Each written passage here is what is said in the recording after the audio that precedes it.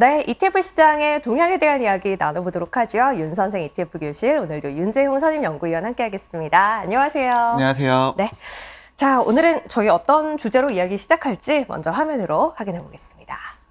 자, 오늘 주간 이슈 시장 주요 키워드에 대한 이야기네요. 시장 동향 키워드로 짚어보죠. 또 다른 사람들은 어떤 것들 많이 사고 있는지에 대한 이야기도 오늘도 나눠보도록 하겠습니다. 자, 우선은 키워드로 시장 분위기를 좀 정리해 볼 텐데 오늘 꼽은 첫 번째 키워드는 뭔가요? 네, 우선 첫 번째 키워드는 이제 원유 급등 이후. 원유 급등 이후. 를 좀 꼽아봤습니다.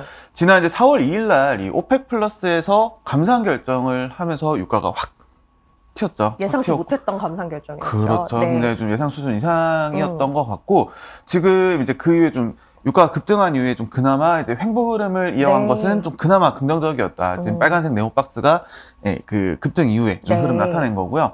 대신에 좀 횡보했다라는 점에서는 그나마 좀 다행이었지만, 역시나 이제 글로벌 이제 인플레 우려를 좀 부각시킬 수 있다라는 점은 조금 이제 계속해서 좀 우려될 만한 부분인 것 같습니다. 빠지지 않고 계속 올라간 네. 상태에서 유지되고 있다는 게. 그렇죠. 네. 이제 물론 이제 이런 이제 감산 이슈가 있다 보니까 다시금 쉽게 빠진다거나 그렇게 하긴 좀 어렵겠지만, 네. 그럼에도 불구하고 여전히 이제 유가가 레벨이 다시 한 번 더 올라왔다라는 점 자체가 어느 정도 안정세를 찾고 있던 이 글로벌 인플레이션에 굉장히 좀 부정적으로 네. 좀 영향을 끼칠 수 있다라는 부분이 굉장히 좀 우려감을 주는 것 같습니다. 그러다 보니까 시장 불안정성이라든가 이런 것들 관련해서 지난주에 주요 하락 키워드가 이제 중소형 그리고 네. 기술이었거든요. 그래서 이런 부분들에 대해서 좀 영향을 계속해서 미칠 수가 있고, 또 이제 좀 잠재되어 있다가 또 언제 또 튀어나올지 모르는 맞아요. 그런 부분들이 좀 있을 것 같습니다. 인플레와 관련한 우려와 연결될 수 있는 부분이기 때문에 유가가 한번 튄 이후에 횡보하고 있는 현재의 구간에서는 관련한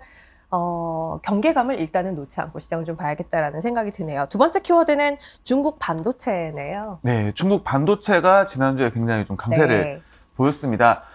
이제 대표적으로 이제 일본이라든가 미국에서 좀 중국 반도체 산업에 대한 어떤 규제라든가 네. 제재라든가 이런 것들을 계속해서 좀 실시를 하고 있죠. 그러다 보니까 중국 반도체에 대한 정부 차원의 어떤 지원이 있지 않을까라는 기대감이 좀 어느 정도 존재를 하는 것 같습니다. 지금 빨간 박스 보시면 굉장히 최근에 급등하는 모습 좀 보였어요. 반도체 자체가 좋았기도 했고, 특히나 중국 반도체 같은 경우는 이제 이런 기대감들이 굉장히 좀 이어지고 있고요. 지금 대표적으로는 이제 이 홍콩 시장에 상장되어 있는 중국 반도체 ETF, 티커로는 이제 0319 ETF가 있는데, 해당 ETF가 한 9% 정도 지난주에 상승을 보였고요. 이외에 이제 저희가 이제 ETF 커넥터로 접근할 수 있는 이 중국 본토 ETF들, 이제 중국 반도체라든가 반도체 칩이라든가 혹은 반도체 장비라든가 이런 ETF들 역시 각각 13%, 12.8% 정도 좀 상승을 보였습니다. 지금 보여드린 그림에서는 붉은색 박스 안에 있는 붉은색 선들이 관련한 ETF의 움직임이네요. 자, 이외에는 어떤 키워드들 있었는지 그것도 좀 짚어볼까요? 네, 그 연초 이후에 이제 지난주까지 좀 상승률을 좀 정리를 해봤는데요. 지금 가장 상승률이 높은 것은 한국 2차 전지. 입니다. 네, 주간 단위가 아니라 연초 대비 이후로 한 84% 정도 상승을 보였어요. 그래서 이런 개별 테마라든가 산업 ETF가 이런 분기 단위로 이 정도 상승률을 보이는 경우가 좀 흔하지는 않죠. 이외에도 이제 좀 어떤 것들이 좀 주로 올랐나 좀 살펴보면 중국 로봇이라든가 혹은 한국 반도체, 중국 반도체 이런 식으로 반도체라든가 이런 기술주 위주 상승이 있었다라는 점도 같이 짚을 수가 있겠습니다. 반면에 이제 어떤 것들이 좀 많이 깨졌나 좀 살펴보면 천연가스라든가 혹은 이번에 이제 어떤 부실화 이슈가 있었던 미국 지역은행 ETF가 좀 하락률이 높았습니다. 사실 YTD 연초 대비 상승률을 봤습니다만 한 분기밖에 안 지났어요. 그죠? 1분기를 그냥 전체로 봤을 때 2차 전지 쪽에 상승률이 굉장히 어마어마했다라는 게 현재까지 봤을 때는 가장 눈에 띄는 부분이 아닌가 싶습니다. 자, 그러면 다른 사람들은 이런 구간 안에서 어떻게 했는지에 대한 이야기를 좀 해보죠. 한국 투자자들이 많이 산 ETF들, 미국에 상장된 것들, 어떤 것들이 있는지 좀 확인해 볼까요? 네, 우선 이제 이 순매수 상위 좀 전체적인 경향을 좀 짚어보면 사실 3월달 한 달로만 보면 굉장히 좀 시장 상승에 좀 투자하는 경향이 있었어요. 반면에 지난주 한 주 동안은 다시금 이제 시장 하방에 좀 이제 집중을 하는 모습이었고요. 바로 이제 화면 보면서 좀 말씀을 드려보면 이제 가장 주간 단위로 순매수가 높았던 ETF는 여기 티커로는 SQQQ, 미국 나스닥 100 지수의 마이너스 300 레버리지 ETF입니다. 두 번째 보시는 것은 SOXX 티커를 가진 ETF인데 이 반도체 산업 마이너스 3배예요. 네. 역시나 이제 인버스라고 보시면 될 것 같고요. 좀 뒤이어서 계속해서 보시면 어떤 이제 금융이라든가 지역은행 그리고 TLT로 대표되는 이제 미국 장기물 관련된 네. 관심은 계속해서 이어졌다 정도로 정리할 수가 있겠습니다. 오를 때도 사실 플러스 2배, 3배가 많았는데, 그죠? 빠지는 거에 대해서도 레버리지가 좀 큰 것들이 네. 순위권에 올라와 있네요. 이쪽은 변동성이 굉장히 클 수 있다라는 건 염두에 두셔야 한다는 거. 거듭 말씀드리지만 네. 이제 좀 주의해서 맞아요. 좀 접근하십사라는 네. 부분 한 번 더 말씀드리겠습니다. 알겠습니다. 자, 그러면 이제 전반적인 시장의 흐름 어땠는지 주간 단위로 저희 정리하고 있습니다. 그 이야기 이어가 보도록 할 텐데요. 일단 미국 시장 자금 동향부터 체크하죠. 네. 지금 뭐 미국 시장 자금 동향 보면 투자자들이 약간은 좀 갈피를 못 잡고 있지 않나라는 느낌이 좀 들어요. 지금 계속해서 자금 유출됐다가 유입 전환됐다가 왔다 갔다 네. 지금 하고 있고요. 지난주에는 이제 자금이 유입으로 좀 전환이 됐습니다. 주간 단위로 약 71억 달러 정도 자금 유입이 있었고요. 네. 약간은 이제 위험 자산에 대한 관심이 조금은 생긴 것 같아요. 이제 미국 하이힐드체 카테고리로 좀 자금 유입이 네. 강하게 나타났다. 그리고 이외에도 미국 대형 성장주라든가 혹은 투자 등급 회사채에도 네. 좀 자금 유입이 강하게 나타났습니다. 약간의 변화가 보이기는 하네요. 네. 그 안에서.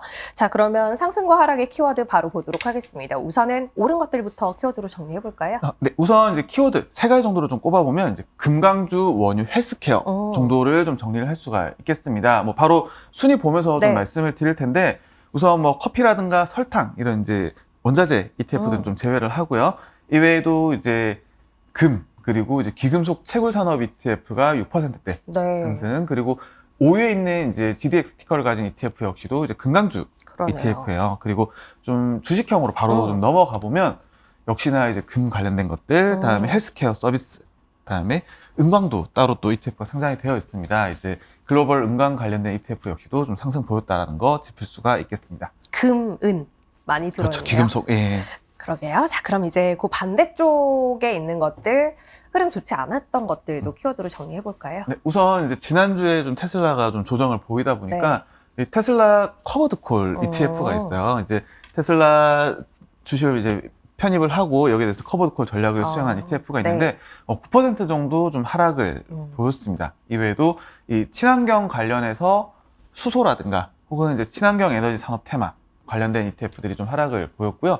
지금 화면에 보시는 것처럼 이제 HYDR 티커를 가진 ETF는 이 수소산업 테마 ETF예요. 8% 정도 하락 보였고 천연가스 역시도 7%대 하락을 보였습니다. 자, 그럼 이제 한국 시장 분위기 살펴보도록 하겠습니다. 한국 시장은 자금 동향에 뭐 어떻게 연속성이 좀 보일까요? 한국 시장은 이제 계속해서 주간 단위로 자금 유출이 발생을 하다가 이제 지난주에 이제 자금 유입으로 좀 전환을 했습니다. 전체적으로는 한 6,100억 원 정도 좀 자금 유입이 보였고요. 좀 배당 내에서 이제 일반 배당, 이제 국내에 상장되어 있는 좀 대표 배당 종목들 편입하고 있는 ETF에 4,900억 정도 자금이 들어왔어요. 이외에는 이제 한국 중소형주 인버스라든가 대형주 인버스, 인버스 관련해서도 약 3,000억 정도 좀 자금 유입이 발생을 했습니다. 유입으로 전환하긴 했습니다만 인버스 비중이 사실 적지는 않았네요. 자, 그러면 이 돈이 어느 쪽으로 흘러갔는지 오르고 내린 것들 키워드로 정리해 보도록 하겠습니다. 우선 상승 키워드부터 확인해 보죠. 네, 우선 이제 중국 반도체가 워낙 강하다 보니까 이제 국내에도 역시나 중국 반도체 산업 테마 ETF가 또 상장이 되어 있어요. 그래서 지금 순위에서 바로 보시게 되면 1위에 올라와 있는 것이 중국 반도체 산업 테마 ETF입니다. 티커로는 이제 396020이고요. 주간 단위로 약 11% 정도 좀 상승을 보였습니다. 이외에도 아까 말씀드렸던 이제 한국 2차 전지 산업 테마 8% 정도 상승을 보였고요. 이외에도 이제 한국 배터리 리사이클링, 폐배터리 처리에 관련된 테마 ETF 역시도 8% 정도 상승을 보였습니다. 저희 키워드에서 짚어드렸던 부분들이 이렇게 또 이제 상승의 키워드에 녹아 있기도 하네요. 자, 그럼 이제 마지막으로 우리나라 시장에서 하락의 키워드는 어떤 것들이 꼽혔는지 정리해 볼까요? 네, 우선 뭐 대표적인 게 코스피 롱, 코스닥 숏 전략을 수행하는 ETF입니다. 최근 보면 코스피는 약간 횡보하고 있는데 횡보가 좀 빠지고 있는데 코스닥이 굉장히 강하잖아요. 그러다 보니까 그 반대로 이제 코스피 롱을 잡고 코스닥 150에 숏을 잡는 ETF가 가장 하락률이 높았습니다. 역시나 순위로 좀 보시게 되면 해당 전략을 수행한 ETF가 5% 정도 좀 하락을 보였고요. 이외에도 이제 뭐 미국 친환경이라든가 혹은 이제 국내에서는 이제 인터넷 대표 기업 ETF 역시도 하락률이 높았습니다. 자, 이렇게 시장 동향 쭉 훑어봤습니다. 정리 한마디로 하고 마무리할까요? 네, 뭐 지난주 주간 요약 좀 살펴보면 결국 이제 오펙 플러스 감산에 주춤했던 시장. 네. 그리고 한국 2차 전지와 중국 반도체가 좀 굉장히 좀 강세 보였다. 이 두 가지 정도로 좀 정리를 할 수가 있겠고요.